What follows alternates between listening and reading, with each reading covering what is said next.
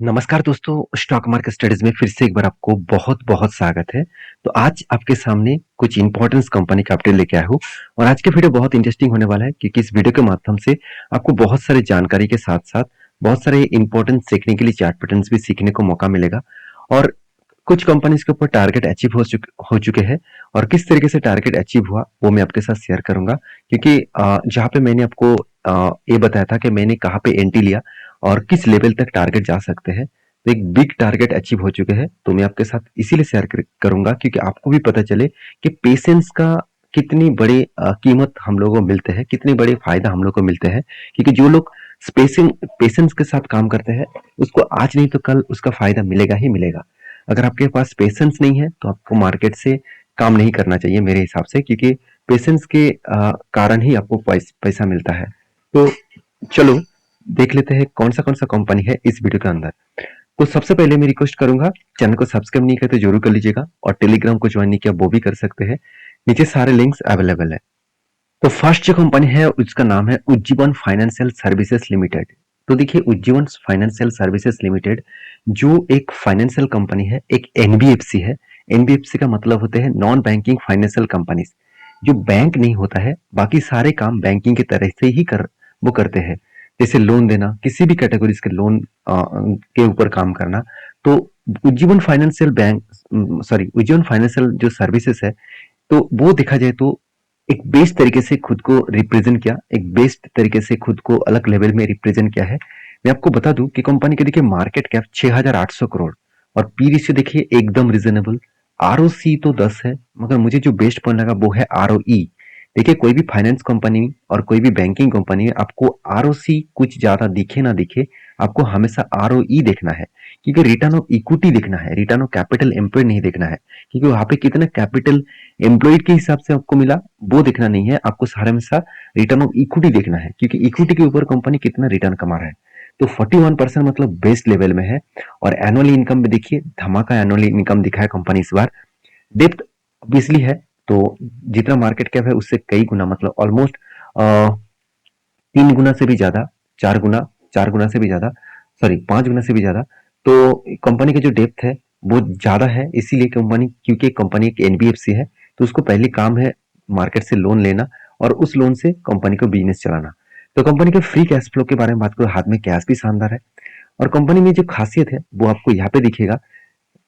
आप देखेंगे कंपनी का इनकम ग्रोथ जो 22% के आसपास हुआ करता था आज वो बढ़ के हो चुके 119% और प्रॉफिट ग्रोथ जो 21% हुआ करता था आज वो हो चुके 108%। आरओई रिटर्न ऑफ इक्विटीज जो 1.12% के आसपास हुआ करता था आज बन चुके हैं 5.97 और रिटर्न ऑफ कैपिटल एम्प्लॉयड जो 1.34% का हुआ करता था आज वो बन चुके 6.78। और सबसे जो मजेदार बात क्या है आप जानते हैं, रिटर्न ऑफ एसेट बेस्ट है, पैक रेशियो बेस्ट है, पेट मार्जिन वो भी बेस्ट है और अर्निंग पर शेयर का तो बोलने का जरूरत ही नहीं, 4,800%। मुझे तो इतना शानदार परफॉर्मेंस शायद दूसरा कंपनी में ना मिले, एनबीएफसी में इतने छोटे एनबीएफसी में देखने को ना मिले। तो कंपनीज की जो खासियत है वो आपको बता दूं, कंपनी का जो क्वार्टरली रिजल्ट है वो कुछ अलग लेवल में रिजल्ट पब्लिश हुआ और जब अलग लेवल में पिछले सालों से कंपनी का अलग लेवल में रिजल्ट पब्लिश हुआ तब भी मैं आपको एक वीडियो बनाकर मेंशन किया था कि इस कंपनी के ऊपर अपकमिंग टाइम्स में एक अच्छा खासा धमाका मिल सकता है और किस तरीके से देखिए पेशेंट के साथ बने रहे थे जो लोग, तो अच्छा खासा किस तरीके से रिटर्न दिया वो मैं आपको चार्ट पढ़ने में दिखाऊंगा। उससे पहले परफॉर्मेंस देख लीजिए, मुझे लगता है अपकमिंग टाइम्स में और भी अच्छा खासा परफॉर्मेंस हो सकता है। देखिए कंपनी के एक्सपेंस के बारे में बात करूं तो एक्सपेंस को भी कंपनी कंट्रोल किए और उसके बाद कंपनी का जो ऑपरेटिंग प्रॉफिट है वो भी लगातार बढ़ते चले गए, 680 करोड़ से बढ़ के हो चुका 865 करोड़ के आसपास।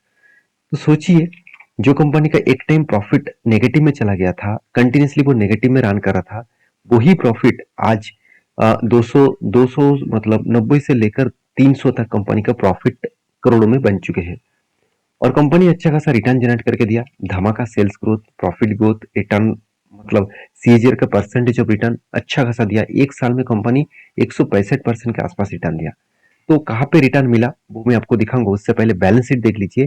कंपनी के रिजर्व लगातार बढ़ते चले गए, कर्जा भी बढ़ा और कर्जे में आपको हमेशा एक चीज आपको देखने के लिए आपको हमेशा बोलता हूँ कि कोई भी अगर बैंकिंग कंपनी है, कोई भी अगर एनबीएफसी है, मतलब कोई भी फाइनेंस कंपनी है, उसमें अगर कर्जा आपको ज्यादा दिख रहा है तो सबसे पहले बोरिंग्स के ऊपर जाकर आप लॉन्ग टर्म कर्जा को देख लेना। अगर लॉन्ग टर्म और शॉर्ट टर्म में कंपनी के पास अगर कोई भी कर्जा है तो उस कंपनी को अवॉइड कर लेना, कि इस तरीके से कंपनी आपको फंसा सकते हैं, क्योंकि कंपनी खुद कर्जे में डूबे हुए है। अगर कंपनी आदर्श बोरिंग्स में पैसा उठा के रखे हैं, इसका मतलब सही दिशा में जा रहा है, क्योंकि आदर्श बोरिंग्स का मतलब होता है उस पैसे को वो लोन के लिए लिया हुआ है, मतलब कस्टमर को वो लोन देंगे, उसीलिए वो पैसा लोन के हिसाब से लिया। तो ये पॉइंट्स आपको जरूर देखना चाहिए। और साथ ही साथ आप और एक चीज जरूर मेंशन करेंगे कि कंपनी की जो इन्वेस्टर है वो देखेंगे तो प्रोमोटर के पास एकदम जीरो होल्डिंग है, कोई भी होल्डिंग प्रोमोटर के पास नहीं है। बाकी देखिए म्यूचुअल फंड ने अच्छा खासा होल्डिंग उठाया, सबसे ज्यादा होल्डिंग्स एफआईएस ने उठा उठा के रखे हैं, एटलीस्ट 40% के आसपास एफआईएस के पास होल्डिंग है। उससे भी कई गुना ज्यादा पब्लिक के पास होल्डिंग है जो 55% के आसपास है। तो ओवरऑल इस कंपनी के जो चार्ट पैटर्न है, ध्यान से इस चीज को देखना। एक पैटर्न बना था, वो पैटर्न क्या था, एक कफ विथ हैंडल पैटर्न बना था और शानदार तरीके से ब्रेकआउट हुआ। और मुझे इस कंपनी का जो बेस्ट पॉइंट लगा, जब से ब्रेकआउट हुआ उसके बाद नीचे ही नहीं आया, कंटिन्यूसली जर्नी करके प्रॉफिट दिया। और प्रॉफिट कितना हुआ, जब से एंटी बना, मेरी एंटी इस लेवल में था, इस लेवल से अगर टारगेट तक देखूं तो यहाँ तक टारगेट हुआ। तो टारगेट कितना बना, 55% के आसपास टारगेट बना, और वो भी कितने दिनों में, 90 डेज में, 3 मंथ में 55% का टारगेट। तो इससे क्या बड़ी चीज और क्या हो सकते हैं, आप मुझे कमेंट्स करके बताना। और हाँ, इस मतलब इस एंटी लेवल जब मैं आपके साथ वीडियो किया था तब आपने अगर देखे हैं तो मुझे जरूर कमेंट्स करके बताना। तो नेक्स्ट जो कंपनी है, इसके बारे में एक चीज और बता दूं, कंपनी आज लाइफ टाइम हाई के ऊपर ब्रेक कर चुके हैं। तो मेरे हिसाब से थोड़ा सा संभल के काम करना पड़ेगा, क्योंकि यहाँ पे अगर एंटी बनता है तो एक बिग जैसे एंटी बनेगा, एक बड़ा सा कप बन चुके हैं। मुझे यहाँ पे कोई हैंडल चाहिए, तो कप विथ हैंडल पैटर्न्स बनेगा तभी मैं नेक्स्ट एंटी लूंगा, नहीं तो एंटी नहीं लूंगा। जब कोई पैटर्न्स बनेगा तब तक मैं इंतजार करूंगा। तो नेक्स्ट जो कंपनी जिसके बारे में बात करूं उसका नाम है आईईएक्स। इसके ऊपर बहुत ज्यादा चर्चा है, इसके ऊपर हमेशा हर व्यक्ति का चर्चा होते ही रहते हैं। आईईएक्स के बारे में एक ही बात कहूंगा, कंपनी का मोनोपोली बिजनेस खत्म हुआ, फिर भी कंपनी में दम कम नहीं हुआ। कंपनी हर दिशा में देखा है तो अलग लेवल में काम कर रहा है, अलग लेवल में खुद को रिप्रेजेंट कर रहा है, वो चीज आप यहाँ पे देख सकते हैं। कंपनी का आरओसी आरओई बेस्ड है, और कंपनी का एनुअल इनकम भी अच्छा खासा है, पी रेशियो ठीक ठाक ही है, और कंपनी का एनुअल इनकम अच्छा है, और उसके साथ डेप्थ एकदम जीरो है। हाँ, मान लेता हूँ प्रोमोटर के पास जीरो होल्डिंग्स है, फिर भी कोई बात नहीं, इस कंपनी के ऊपर इंस्टीट्यूशन ज्यादा होल्डिंग उठा कर रखे हैं। अर्निंग पर शेयर भी उतना खास नहीं है, और कंपनी के इंटरेस्ट मार्जिन बहुत शानदार है, और कंपनी का रिटर्न ऑफ एसेट ये भी ठीक है, आरओसी 3 साल में भी ठीक है, इबिटा मार्जिन भी ठीक है, तो क्विक रेशियो भी ठीक है, और हर पैरामीटर्स ठीक है। वीकनेस कहाँ पे है, देखिए मार्केट कैप टू सेल्स। तो ₹1 कमाने के लिए कंपनी को करीबन 29 रुपीज पेमेंट करना पड़ रहा है, तो ये मेरे हिसाब से थोड़ा सा हाई वैल्यूएशन देखने को मिला। पैग रेशियो के बारे में बात करूं तो कंपनी के पैग रेशियो 2% के आसपास देखने को मिला है, तो जहां पे 1% के नीचे होना चाहिए। और पैग रेशियो क्या होते हैं, अगर इसके बारे में डिटेल्स जानना है तो मुझे कमेंट्स करके सिर्फ पैग रेशियो लिख के भेजिए, मैं आपको जरूर इसके ऊपर डिटेल्स में बताऊंगा, क्योंकि पैग रेशियो बहुत इंपॉर्टेंस होते हैं किसी भी कंपनी के लिए। तो प्लीज मुझे कमेंट्स करिए, पैग रेशियो के बारे में आपको जानकारी जरूर दूंगा, सिर्फ आप कमेंट करके लिखिए पैग रेशियो। तो इस कंपनी के ऊपर जो क्वार्टरली जो रिजल्ट है उसके बारे में बात करूं तो ध्यान से एक चीज को देखना, कंपनी जो सेल्स को यहाँ पे सामने पब्लिश किया। अगर सेल्स के बारे में बात करूं तो पिछले बार 98 करोड़ के आसपास सेल्स हुआ था, 100, इस बार वो बढ़ के हो चुकी है 104 करोड़। तो सेल्स का जो ग्रोथ है ईयर ऑफ ईयर बेसिस जो ग्रोथ है, वो ग्रोथ में कुछ खासियत नहीं है, वो 8-8.5% से बढ़ के, सॉरी घट के हो चुके 5.5%। इसका मतलब सेल्स का जो ग्रोथ होना चाहिए था उस ग्रोथ में थोड़ा सा कमजोरी देखने को मिला, ये पॉइंट्स मुझे वीकनेस लगा। और कंपनी के एक्सपेंस के बारे में बात करूं तो कंपनी का जो एक्सपेंस है वो भी कुछ इस तरीके से देखने को मिला। कंपनी का जो एक्सपेंस जो एम्प्लॉय कॉस्ट है, एक टाइम कंपनी का 10% के ऊपर 11% के ऊपर एम्प्लॉय कॉस्ट देखने को मिलता था, आज वो घट के हो चुके 9% के आसपास। तो एम्प्लॉय कॉस्ट को मिटाने के बाद कंपनी को जो प्रॉफिट हुआ वो 69 करोड़ से बढ़ के हो चुके 74 करोड़।